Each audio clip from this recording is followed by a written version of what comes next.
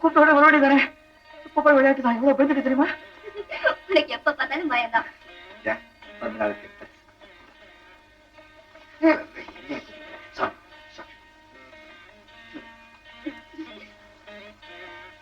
எனக்கு சாமி, தெய்வம், அப்பா, அம்மா, அண்ணன் எல்லாம் நீதானே. ஆமா, கல்யாணத்துக்கு முன்னால எல்லா பொண்ணுங்களும் இப்படிதான் சொல்றாங்க. கல்யாணம் ஆன உடனே எல்லாரையும் உணர்ந்துருவாங்க. நமக்கு தெரியாதா? தெரியுமா? நான் உனக்கு மாப்பிள்ளை தேடிட்டு இருக்கேன். ஆமா, அதுக்கு நீங்க வைக்கப்படுற? என்னமோ தெரியாது, யாரு கல்யாணம் ஆனாலும் எனக்கு வைக்க வந்து.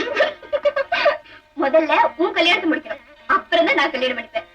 ஏன் சொல்றேன்டா, நான் கல்யாணம் பண்ணிட்டு போயிட்டா அப்புறம் உன்னை கவனிக்க, உனக்கு சமைச்சு போட வேற யாரு இருக்காங்க? அதனால அண்ணி வந்ததுக்கு அப்புறம் தான் நான் இந்த வீட்டை விட்டு போவேன். ஆமா, இப்போ ஊர்ல எல்லாரும் என்ன ஒரு மாதிரி பாக்குறாங்க. கண்டிப்பா வீட்டை வச்சு நான் கல்யாணம் பண்ணிக்கிட்டு அவ்வளவுதான். அப்போ நீ இப்பதான் நீ என்ன சொன்ன? நானும் உன் தெய்வம், அம்மா, அப்பா, அண்ணா எல்லாம் சொன்னேன். ஆமா, சொன்னபடி கேட்கணும். சரி. இப்ப நீ புது புடவை கட்டிட்டு வர்ற, நான் 2 பேரும் கோயிலுக்கு போறோம். போற வழியில கடையில உருண்டை, கம்பருக்கட்டு, பர்ஃபி எல்லாம் வாங்கி சாப்பிடுறோம். இவ்வளவு வயசாச்சு இன்னும் அதை விட மாட்டேங்கிறேன். நான் எங்க விட மாட்டேங்கிறேன், அதான் என்ன விட மாட்டேங்குது.